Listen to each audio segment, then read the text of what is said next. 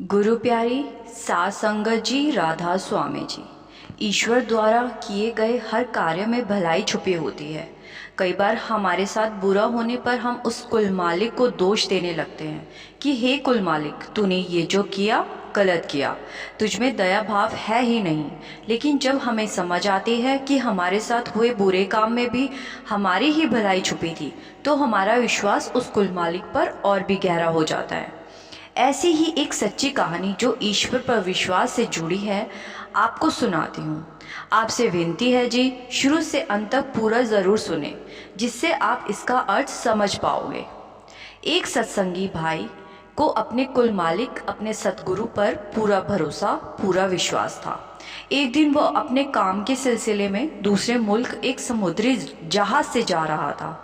बीच रास्ते में समुद्र में जोर का तूफान आया और पूरा जहाज तहस नहस हो गया। वो सत्संगी भाई सतगुरु को मदद के लिए पुकारने लगा, उनको याद करने लगा।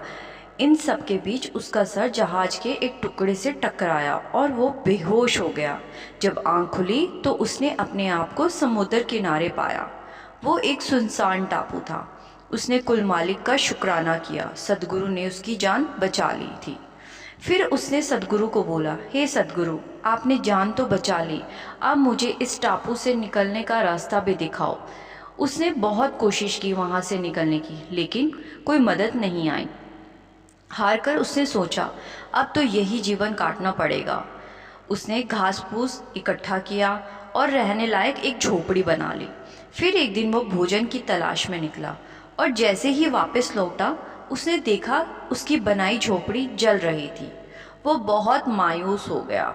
वो अपने सद्गुरु, अपने कुल मालिक, जिन पर उसको अटूट विश्वास था, बुरा भला कहने लग गया कि मदद तो की नहीं, उल्टा मेरे रहने की जगह भी मुझसे छीन ली।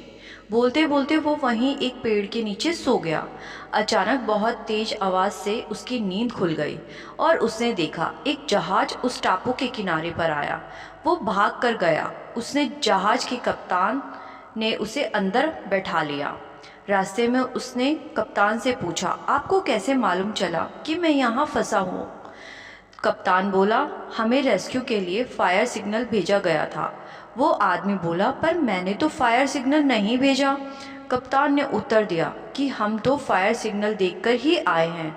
तभी उस सत्संगी को अपनी जलती हुई झोंपड़ी याद आई और वह समझ गया कि सद्गुरु ने उसकी सहायता भेजने की प्रार्थना सुनकर उसकी झोपड़ी जलाकर समुद्री जहाज को उसके इस द्वीप में फंसे होने का संकेत दिया था।